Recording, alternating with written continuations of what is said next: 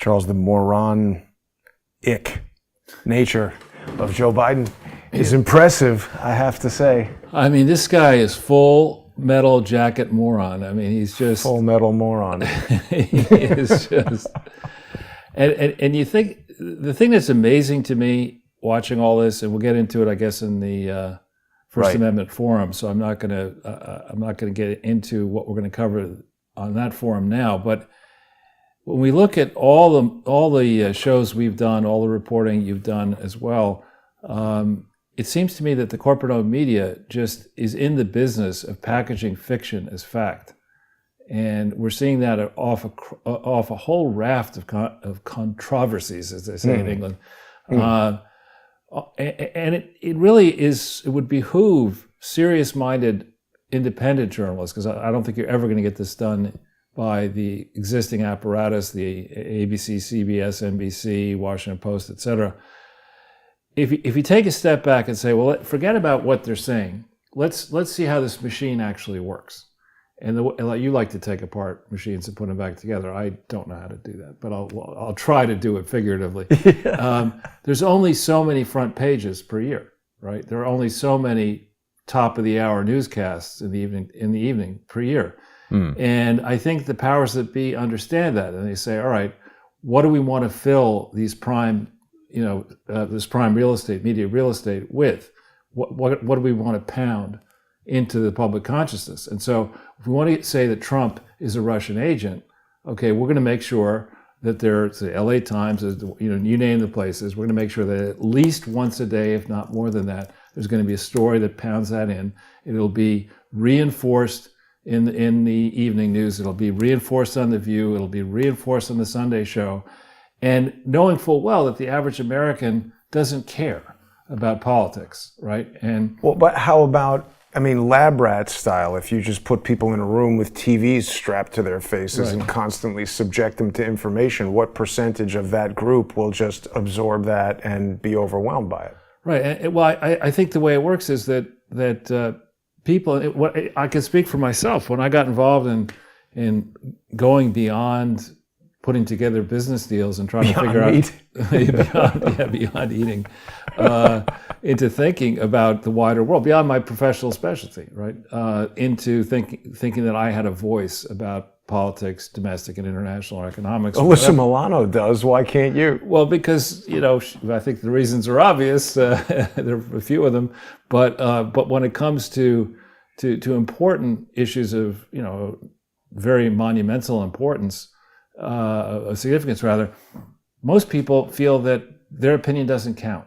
That there's some pundit, there's some retired politician, there's some existing politician that will have access to information you and I don't have. They have an informed view. It got onto the news. That's a filter, or it got into a book. There's an editor, there's a publisher. Let's just go with that first. And we're busy and we want to get shopping and buy those steaks and have the barbecue and go out for a date and be with the family, whatever. We don't want to spend that much time on it. Right. And increasingly with your effort with Crowdsource the Truth going back now, 6 years, more broadly than what you and I do together, there's so many of these big topics that now stand revealed as being utter bullshit. And we're going to get to Psy Hirsch in the First Amendment forum with his latest bombshell. Well, and also people are asking, what happened earlier in the week. What happened was I had spoken with Psy Hirsch, emailed him, spoke to him on the phone. We set up an arrangement to do an interview. He doesn't have like a scheduler or a secretary or anything. I spoke directly to him. And obviously he's busy, but he just kind of bailed. Didn't show up, didn't explain why. I think I'm a little more irritated at him than you are. We'd have him back if he would call and come on the show. Whatever I think about on a personal level or professional level doing that doesn't take away from the fact that he's presented important facts and evidence, and I want to ask him certain questions. I also wanted to ask him just how he felt about the past in his career, and a lot of people seem to feel that his reporting led, at least in part, to the creation of the Church Committee and those hearings. And I wanted to ask him what he felt about what's happening now, if he feels the Church Committee had any impact in solving the problem it was trying to solve, and who exactly was involved in things like Operation Mockingbird, and how do we know that Psy Hirsch isn't involved in something like that. I mean, he's very connected to the CIA. Maybe somebody there told him, don't talk to these guys. Who knows? Who knows? But I think we can contrast that odious witch, Nancy Pelosi, and her attitude towards hammers. Well, when George, that's her husband, I think. When George W. Bush basically said, don't go to Syria and meet with, I think it was Bashar al-Assad back then, and because I'm the president and I'm conducting foreign policy and it's a delicate moment.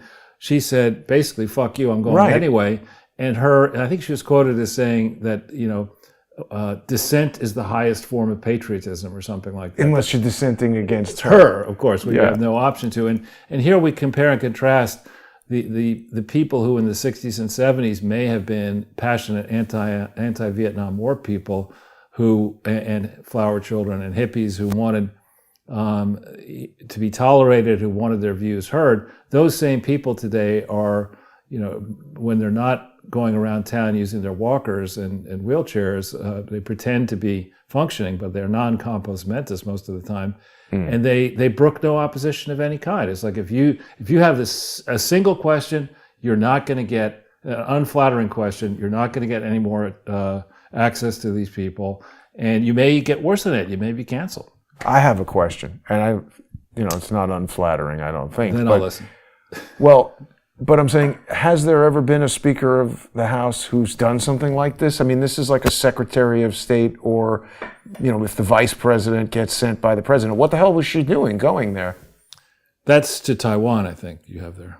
Isn't that what we meant? I meant Syria before. Back when W. Bush. I missed that part. I thought you were talking about when she went to Taiwan. No. When she went, she has, and I think others have. I mean, we could talk about Ted Kennedy. I mean, which is another odious topic. But in the 1980 time frame, when Kennedy challenged Carter for the nomination and got his ass kicked by a peanut farmer, and then ultimately when Carter lost and Reagan won, it is said that Kennedy had been reaching out to the Soviet Union saying, don't worry about what the president says. He barely won, even though it was a landslide. He doesn't have the will of the people behind him. I do. You can negotiate with me. This is what John Kerry did when he was in college or when he was in the military. He goes over to negotiate with the North Vietnamese. In Paris, right? In Paris.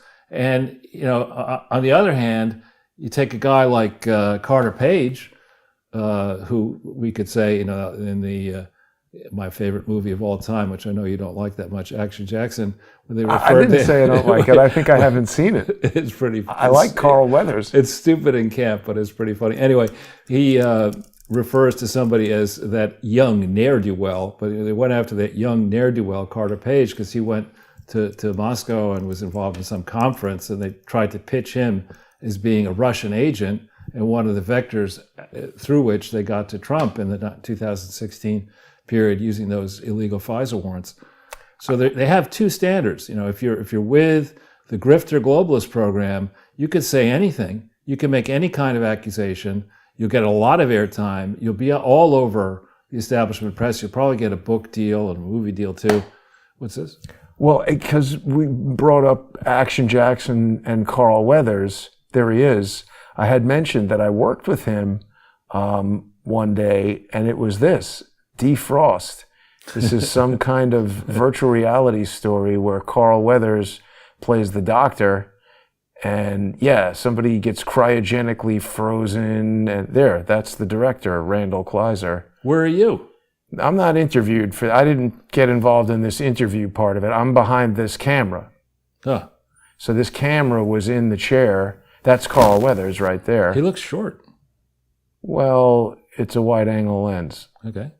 But anyway, we digress. This was the virtual reality project with Carl Weathers. Well, since we're digressing and we have a few seconds before we go into the First Amendment forum, I got to ask you a question. Yeah.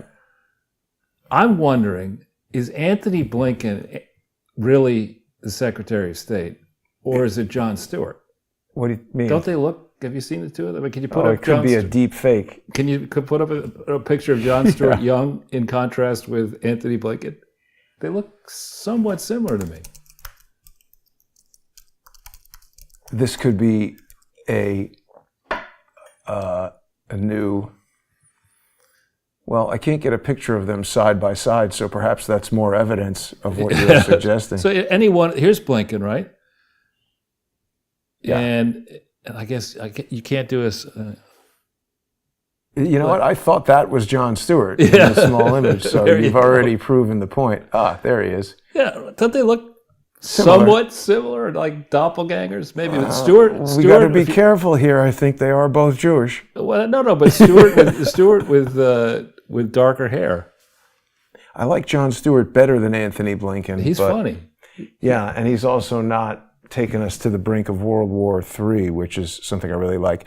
It is pretty distressing, Charles. I mean, one of the things that we're going to be covering quite extensively when we make the transition in just a few minutes. Actually, we've got just a few more minutes here before we head over to subscribestar.com/crowdsourcethetruth, patreon.com/crowdsourcethetruth, and really, truly my favorite alternate video hosting platform, odyssey.com/@crowdsource the truth. People can become members on Odyssey, Charles. I know you've heard about it quite a bit, but they can join us for the First Amendment Forum in just 5 minutes. And they're also going to get access to lots of good sponsor exclusive content just by tapping on this membership tab. You know, a lot of people ask me, why I'm putting stuff behind a paywall. Have you noticed, Charles, that in the 6 years that Crowdsource the Truth has existed, almost every alternative news person has something like this where you follow them for 10 minutes here and then you go over here. It's not my fault that we've had to do this, but people who want to